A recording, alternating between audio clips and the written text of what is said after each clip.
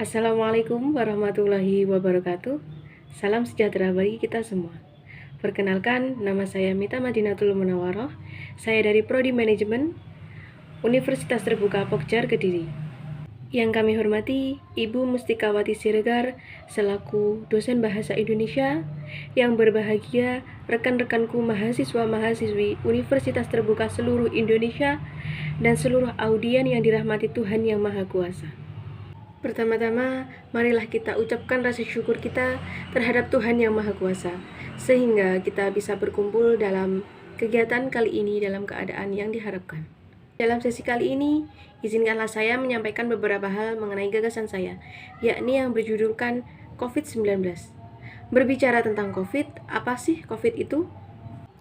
Menurut penjelasan WHO, COVID-19 ini adalah sebuah penyakit yang disebabkan oleh novel coronavirus yang pertama kali diidentifikasikan di Wuhan, Tiongkok. Awal mula kasus COVID di dunia. Virus COVID-19 ini pertama kali terdeteksi di Cina pada akhir 2019 dan pada Juni 2021. Telah menyebar ke seluruh dunia, menyebabkan lebih dari 178 juta kasus yang terkonfirmasi dan 3,9 juta kematian. Beberapa kasus awal terkait dengan pasar basah di Wuhan, tempat klaster pertama infeksi COVID-19 ini ditemukan. Awal mula kasus COVID di Indonesia. Kasus pertama COVID di Indonesia didapatkan melalui penelusuran Kementerian Kesehatan Republik Indonesia. Bahwa orang-orang Jepang ke Indonesia bertemu siapa, ditelusuri dan ketemu. Ternyata orang yang terkena virus corona berhubungan dengan 2 orang, yakni ibu usia 64 tahun dan putrinya usia 31 tahun. Menteri Kesehatan Terawan Agus Putranto mengatakan rumah warga Depok yang positif mengidap COVID-19 ini telah diisolasi.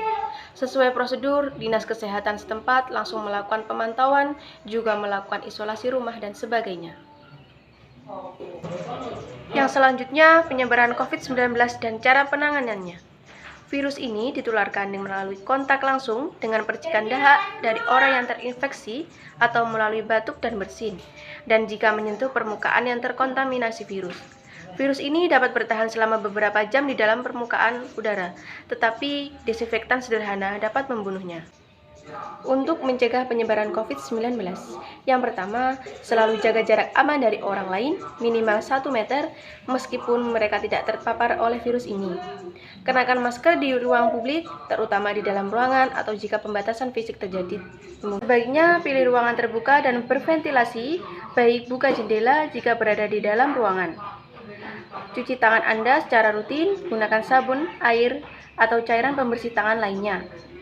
Ikuti vaksinasi ketika giliran Anda, ikuti panduan setempat terkait vaksinasi. Saat batuk ataupun bersin, tutup mulut dan hidung Anda dengan menggunakan masker. Jangan keluar rumah jika merasa tidak enak badan. Poin selanjutnya, dampak COVID-19 bagi masyarakat.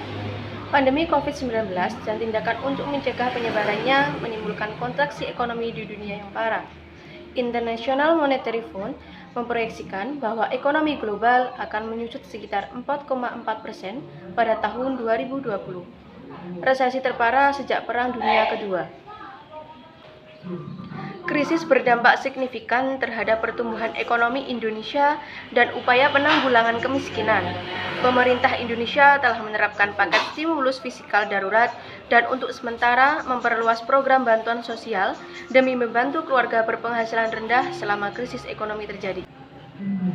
Ringkasan kebijakan ini membahas dampak guncangan ekonomi akibat COVID-19 terhadap kemiskinan anak dan keberhasilan program perlindungan sosial guna mengurangi dampak tersebut.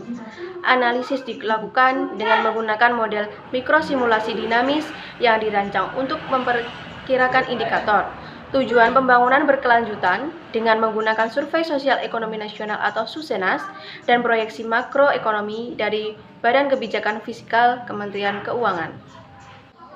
Tidak hanya itu, pembatasan aktivitas berdampak bagi masyarakat kecil, pelajar, dan lain-lain. Mereka yang mayoritasnya menjadi pedagang, buruh serabutan, harus berhenti bekerja karena adanya kebijakan tersebut. Selain itu, para pelajar dan mahasiswa yang terdampak badai COVID-19 harus merelakan waktu belajar bersama teman mereka tergantikan dengan sistem pembelajaran daring.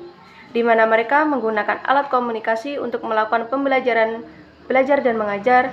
Dengan demikian, tingkat kecerdasan dan keaktifan anak semakin menurun. Mungkin demikian dari gagasan yang dapat saya sampaikan. Ada kurang lebihnya mohon maaf. Wassalamualaikum warahmatullahi wabarakatuh.